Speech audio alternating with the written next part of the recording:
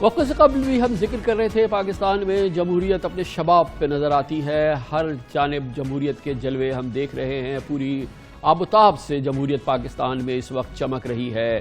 Opposition جماعتیں اتحاد میں ان کا بن چکا ہے اور زبردست جلوس نکالے ہیں. پنجاب میں، اب سندھ میں بھی جلسے ہوئے ہیں، بھرپور جلسے ہوئے.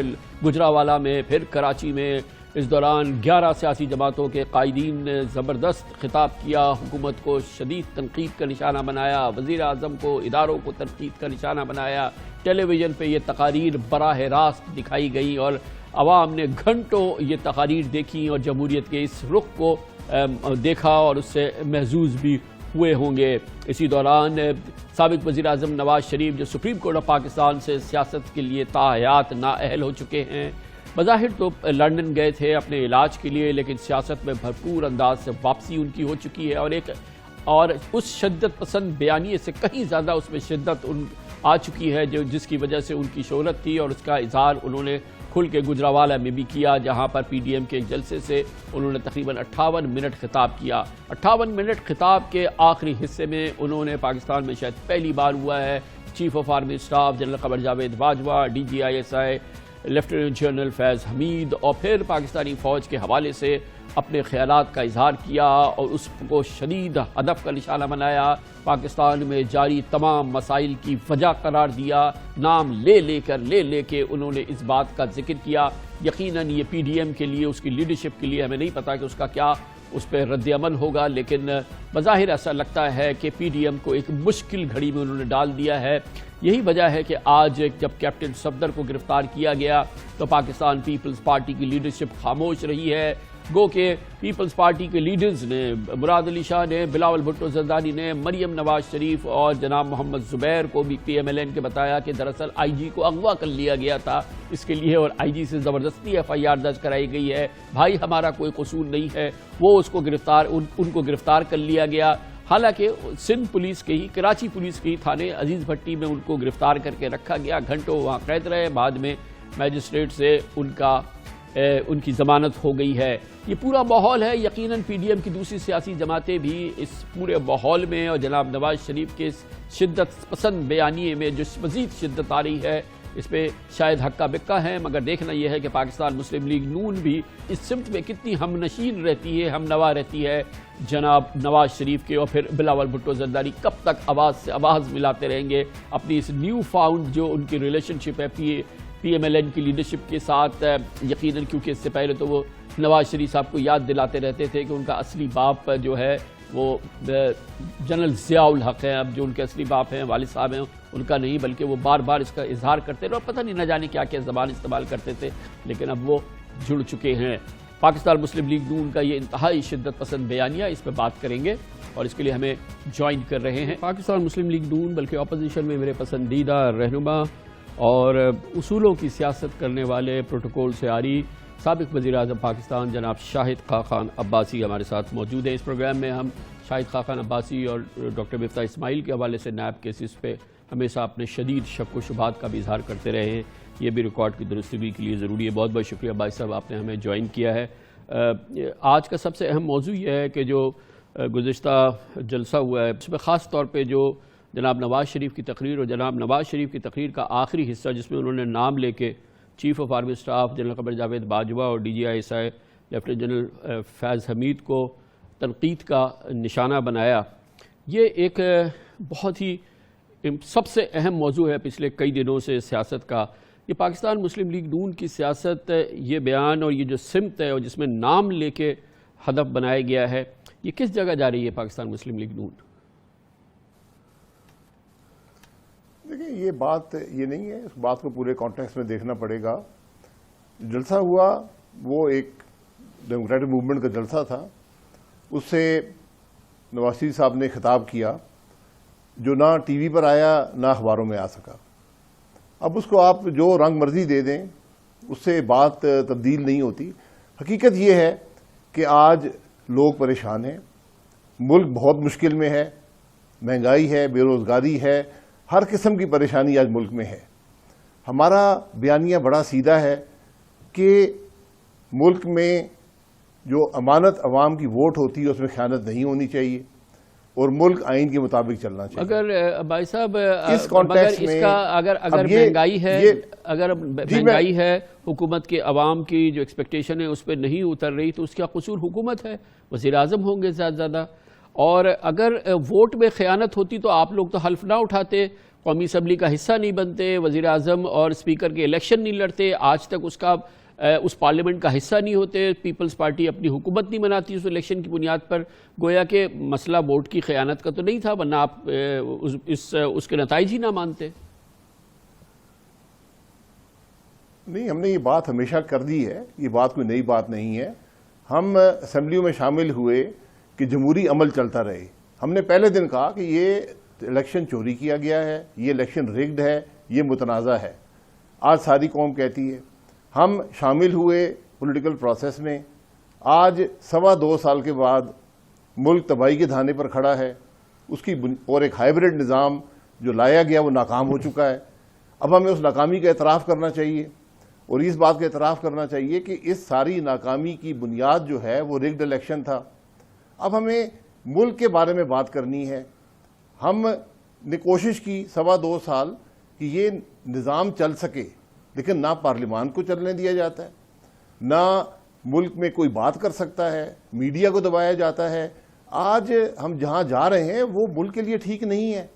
ہم جو کچھ ملک میں ہو چکا ہے, جو عوام کی پریشانی ہے, لیکن جو ملک کی معیشت کا حال ہے, ان باتوں کو سمجھنا چاہیے. سارا دن ایک دوسروں کو گالیاں نکالنے سے بات نہیں بنے گی. یہ نیم کالنگ جو ہے, یہ آپ کے بھی اہم ترین لوگ جو ہیں وہ اس کو ڈیفینڈ نہیں کر پا رہے. آپ کو میں سناتا ہوں, آپ کے بہت ہی قریبی ساتھی ہیں خرم دستگیر صاحب, وہ کیا فرماتے ہیں اس نیم کالنگ پہ. یہ سوال تو میں تو کہوں گا آرمی چیف سے پوچھنا چاہیے. نہیں, ووٹ آپ نے دیا, آرمی چیف انہوں نے. سنیے آپ نے کیوں دیا؟ مالک صاحب, آپ قوم کو یہ بھی تو بتائیں نا کہ یہ ایکسٹینشن اس قانون کے پاس ہونے سے 5 مہینے پہلے دی جا چکی تھی وزیر اعظم کی. آپ نے لیگلائز کیا, آپ نے حصہ اپنا ڈالا, وہ چھوڑ دیں ساری باتیں. میں کہتا ہوں غلط قانون تھا, میں کہتا ہوں بدماشی ہوئی, سب کچھ آپ نے تو اون اپ کیا, آپ نے اپنا حصہ ڈالا. آپ کیسے جسٹیفائی کرتے ہیں؟ نہیں, میں جسٹیفائی نہیں کروں گا. یہ انڈیفینسبل تھا. آئی ول ناٹ جسٹیفائی. تو بھائی صاحب, اب جنرل باجوہ کو تنقید کا نشانہ بنائیں, جنرل فیض کو بنائیں, مگر ان کا ایکسٹینشن جو ہے وہ آپ نے غیر مشروط اس کی حمایت کی ہے. آپ کی پارٹی نے, آپ نے اتنی ان کی ویلیوبل سروسز کو ریکگنائز کیا, ان کی اہمیت کو ملک کے لیے سمجھا کہ آپ کی پارٹی نے غیر مشروط حمایت کی ان کی ایکسٹینشن کی. کامران صاحب, جو نیم کالنگ ہے نا, یہ اب حرف عام بن گیا بدقسمتی سے. ہمیں اس بات کا احساس ہونا چاہیے. یہ بات یہاں تک نہیں پہنچنی چاہیے تھی. اب یہ ہو گیا ہے. آج ہر شخص یہ بات کر رہا ہے. ایکسٹینشن کی اگر آپ بات کریں گے, آپ مزید اس معاملے کو پھیلائیں گے. میں آج یہی کہہ رہا ہوں کہ وہ باتیں جو کل حرف خاص بھی نہیں ہوتی تھیں, آج حرف عام ہیں. آج میں اور آپ ٹی وی پر بات کر رہے ہیں. یہاں تک بات نہیں آنی چاہیے تھی, اب آ چکی ہے. اب ملک کی بات ہے. آج ایشو یہ نہیں ہے کہ نیم کالنگ ہوئی ہے, آج ایشو یہ ہے کہ ملک میں مہنگائی ہے, آج ایشو یہ ہے کہ تکلیف ہے, آج ایشو یہ نہیں ہے کہ پی ایم ایل این نے سپورٹ کیا جو ایکسٹینشن کا بل آیا تھا یا نہیں آیا تھا. آپ اس پہ اگر ڈیبیٹ کرنا چاہتے ہیں, میں آپ کو رائے دے دیتا ہوں, ایسی بات نہیں ہے. مگر اصل ایشوز کی طرف آئیں.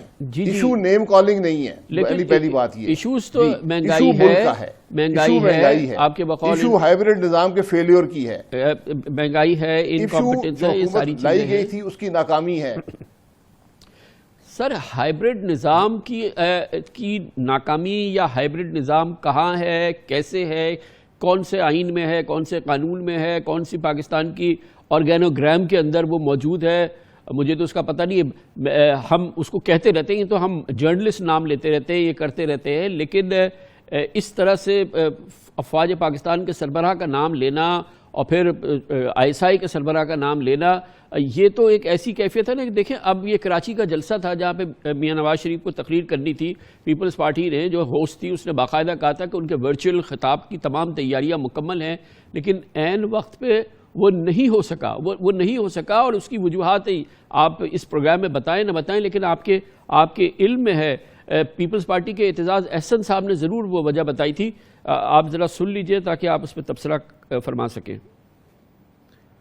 نواز شریف نے رضاکارانہ طور پہ اپنی مرضی سے نام واپس لیا ہے، انکار کیا ہے تقریر کرنے کو، اور اس کی وجہ جو ہے وہ یہ ہے کہ ان کو ایک ٹیلی فون گیا ہے GHQ راولپنڈی سے ایک بریگیڈیئر صاحب کا کہ آپ نے تقریر نہیں کرنی، ورنہ یہ اگر تقریر کرنا چاہیں نواز شریف تو ان کو کوئی مولانا فضل الرحمان روکیں گے، بلاول روکیں گے،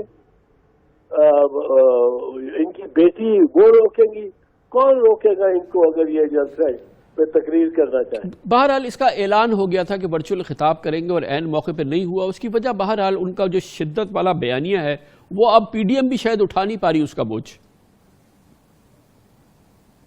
میں کامران صاحب میں معذرت کے ساتھ اختلاف کروں گا، جو اعزاز احسن صاحب کہہ رہے ہیں وہ لاہور میں بیٹھے ہوئے ہیں، جلسہ کراچی میں تھا، کیا ان کی جماعت احسن صاحب کی بات کہہ رہی ہے؟ اعزاز احسن صاحب کی 36 گھنٹے پہلے میاں نواز شریف نے خطاب کیا تھا، کراچی میں خطاب ہو سکتا تھا، اس میں کوئی رکاوٹ نہیں تھی۔ میاں نواز صاحب نے کہا کہ نہیں، میں ابھی خطاب کر چکا ہوں، میں پھر اگلے جلسے میں کر لوں گا جو کوئٹہ میں جلسہ ہوگا۔ یہ اس کو میں پھر کامران صاحب کہوں گا، ان چیزوں کو مختلف رنگ نہ دیں، حقیقت کی طرف آئیں۔ یہ نیم کالنگ کا ایشو نہیں ہے، نیم کالنگ نہیں، یہاں تک بات نہیں پہنچنی چاہیے تھی، پہنچ گئی ہے۔ اب اس کا حل تلاش کریں، حل ملک کے مسائل میں ہے۔ ملک آج الزام لگا رہے ہیں الیکشن پر، لوگ الزام لگا رہے ہیں، لوگ حکومت پر الزام لگا رہے ہیں۔ ہائیبریڈ جو بات کرتے ہیں آپ کرتے ہیں، ہم آپ کے پروگرام میں بیٹھتے ہیں آپ بات کرتے ہیں، لوگ لکھتے ہیں، پرائم منسٹر خود کہہ چکا ہے۔ تو یہ باتیں اب میں نے کہا نا کہ جو باتیں پہلے بند کمروں میں ہوتی تھیں، یہ تو پاکستان کے لیے اچھا ہے نا بھائی صاحب کہ اگر عدالتوں میں ہوتی ہیں، اگر فوجی لیڈرشپ، سول لیڈرشپ، طرف توجہ دیں، تمام ادارے مل کے کام کریں۔ اگر ہائیبریڈ نظام میں لوکسٹ کی کیپیسٹی نہیں ہوتی ہے حکومت کے پاس لڑنے کی، اگر فوج لڑ رہی ہے، اگر NCOC بن رہا ہے، کووڈ سے لڑنا ہے تو فوج لڑ رہی ہے، اور اگر دوسرے کلیدی مسائل میں فوج اپنا ساتھ بنا رہی تو اس سے پاکستان کا فائدہ ہو رہا ہے یا نقصان ہو رہا ہے؟ وہ فائدے تو آپ نہیں گنیں گے، آپ صرف یہ گنیں گے کہ مہنگائی ہے تو جنرل باجوہ کا نام لے کے آپ ان کو تنقید کا نشانہ بنائیں۔ آپ سے مطلب نواز شریف صاحب ہیں۔ دیکھیں، فوج اس ملک کا حصہ ہے، حکومت کا حصہ ہوتی ہے، ان کا کام ہوتا ہے حکومت کو اسسٹ کرنا۔ یہاں پر تو بات الیکشن سے شروع ہوئی نا، بات جو ہماری ماضی کی باتیں آج کھل کر سامنے آ گئی ہیں۔ میں صرف یہ کہہ رہا ہوں کہ آج نیم کالنگ ایشو نہیں ہے، آج ملک کے مسائل ایشو ہیں، کیونکہ ہمارا جو پرائم منسٹر ہے وہ خود کہہ چکا ہے، اس نے خود کہا ہے کہ الیکشن میں کیا ہوا۔ اس نے کہا جی خواجہ آصف صاحب نے فون کیا آرمی چیف کو، اور آرمی چیف نے ان کے حلقے میں دھاندلی بند کرا دی اور خواجہ آصف صاحب جیت گئے۔ تو کیا مقصد ہوا کہ الیکشن متنازع ہے، الیکشن فیئر نہیں تھے۔ ہمیں ان باتوں سے باہر نکلنا ہوگا۔ آج سول ملٹری ریلیشن شپ کو ری ڈیفائن کرنا ہوگا، آئین کے مطابق کرنا ہوگا۔ یہ معاملے نہیں چل رہے، میں تو اس طرف بات کر رہا ہوں۔ ہم سارا دن ایک دوسرے پہ الزام لگاتے رہے، اس نے یہ کہہ دیا، میں نے یہ کر دیا، یہ سب چیزیں، اس سے ملک ترقی نہیں کرے گا، اس سے عوام کے مسائل حل نہیں کریں گے۔ بھائی صاحب اگر دھاندلی ہوئی تھی تو آپ کو الیکشن کمیشن میں پٹیشنز فائل کرنی تھی نا، کمپلینٹس فائل کرنی تھی۔ اس کا ایک پورا پلیٹ فارم موجود ہے جس کے تحت آپ کو اس کو رجسٹر کرانی تھی اپنی کمپلینٹس الیکشن کے پروسیس میں جہاں جہاں دھاندلی ہوئی ہے۔ پھر آپ اس کا حلف نہیں اٹھاتے، پھر آپ اس کا حصہ نہیں بنتے۔ اب 2.5 سال تک تو آپ نے اس الیکشن کو تسلیم کر کے اس پارلیمنٹ کے ساتھ آپ چلتے رہے۔ اب 2.25 سال آج آپ ہو گئے، انگنت قانون بنا لیے ہیں، آپ نے تقاریر کی ہیں، آپ نے الیکشن لڑے ہیں، آپ نے کیا کچھ نہیں کیا۔ اب آپ کہتے ہیں کہ وہ الیکشن کو میں نہیں مانتا۔ کامران صاحب، میں یہ بات ابھی بیان کر چکا ہوں کہ ہم جمہوری عمل کے لیے، ملک میں جمہوریت کے لیے شامل ہوئے تھے۔ اس وقت بھی حضرت رحمان صاحب نے کہا تھا مت شامل ہوں، اب ان کی بات درست تھی۔ اب بات یہ نہیں ہے کہ ہم شامل ہوئے نہیں ہوئے، ہم نے 2.25 سال دیکھ لیا ہے، نہیں چلا۔ ہم پہلے دن سے کہہ رہے ہیں یہ الیکشن متنازع ہے، یہ پرائم منسٹر سلیکٹڈ ہے۔ ہم نے کہا یار چلو ملک کی بہتری ہو جائے۔ آج لوگ پریشان ہیں، اب ڈریں اس دن سے جب لوگ خود باہر آ گئے، سڑکوں پر آ گئے۔ کامران صاحب، میں اور آپ اچھی زندگی گزارتے ہیں، آج غریب آدمی کے پاس چوائس یہ ہے کہ یا بجلی کا بل ادا کرے یا اپنے بچے کو کھانا کھلائے. اس بات سے ڈریں. جب لوگ باہر آئے وہ نہیں دیکھیں گے کہ کس نے وردی پہنی اور کس نے نہیں پہنی, وہ نہیں دیکھیں گے کہ کون حکومت میں ہے یا نہیں ہے. اس انارکی سے ڈریں. اس انارکی کا آج بھی حل موجود ہو سکتا ہے, اور وہ حل ہے ری ڈیفینیشن. یہ جو سول ملٹری ریلیشن شپ ہے, جو آئین ہے, ملک آئین کے مطابق نہیں چلے گا, معاملہ نہیں چلے گا. لیکن اس بات کو سمجھیں صاحب. بھائی صاحب, کیا اس نے یہ کہہ دیا, میں نے یہ کر دیا, ان سے معاملہ نہیں حل ہوگا. آئین کے مطابق حکومت کو 5 سال حکومت کرنے کا حق تو دینا چاہیے نا, تاکہ پھر انتقال اقتدار ہو, الیکشن ہو 2023 کے اندر. اس کے علاوہ تو آئین میں طریقہ کار تجویز نہیں ہے نا حکومت کی تبدیلی کا, یا اتار پھینکنے کا, یا نکال باہر کرنے کا. نہیں ہے, لیکن حکومت تو ناکام ہو گئی نا.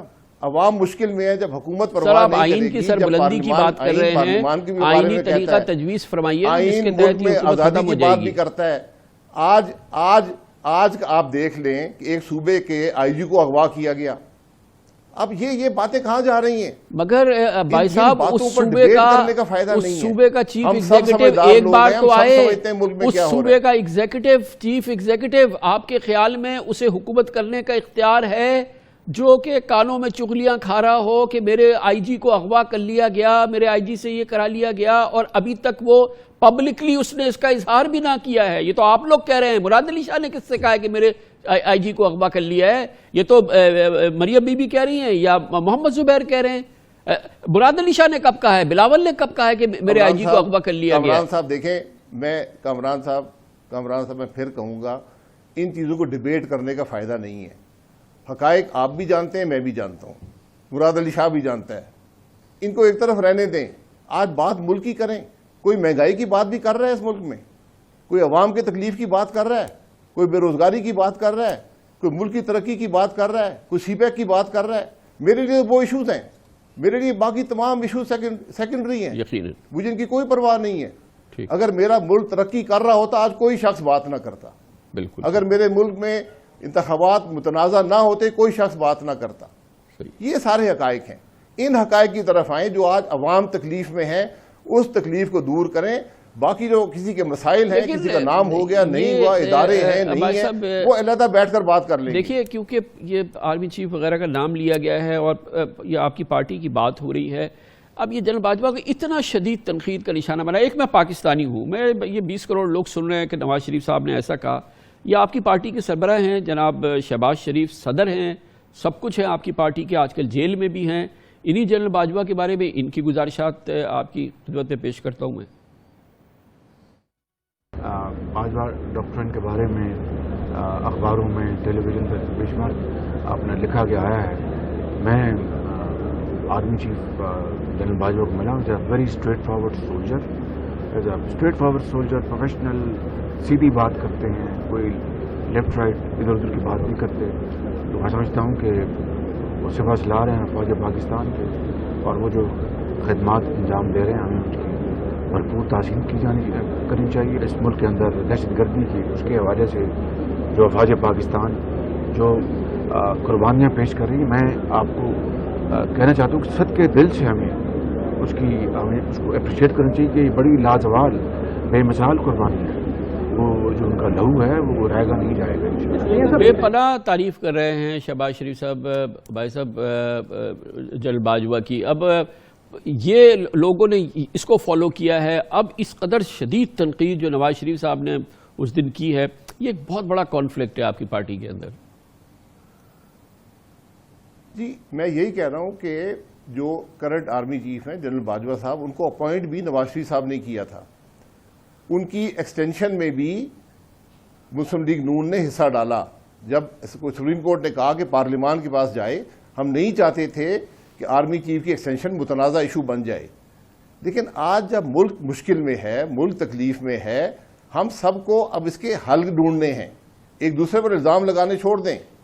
یہ باتیں جو ماضی کی ہیں ان کو ایک طرف رکھ دیں. آج ڈھونڈیں حل کیا ہے بجا. اور آپ ذرا ایک بار چند جملوں میں ذرا بیان فرمائیے گا بھائی صاحب, تاکہ بالکل کلیئر کٹ ہو جائے جو آپ کا ویژن ہے, پلیز, جو آپ سمجھتے ہیں کہ اس مسئلے کا حل آپ کے نزدیک ہے. میرا 2 نکات کا ویژن ہے. اگر میں اس میں کوئی غلطی ہے کسی کی حد تک ہو رہی ہے میں اسے معافی چاہتا ہوں.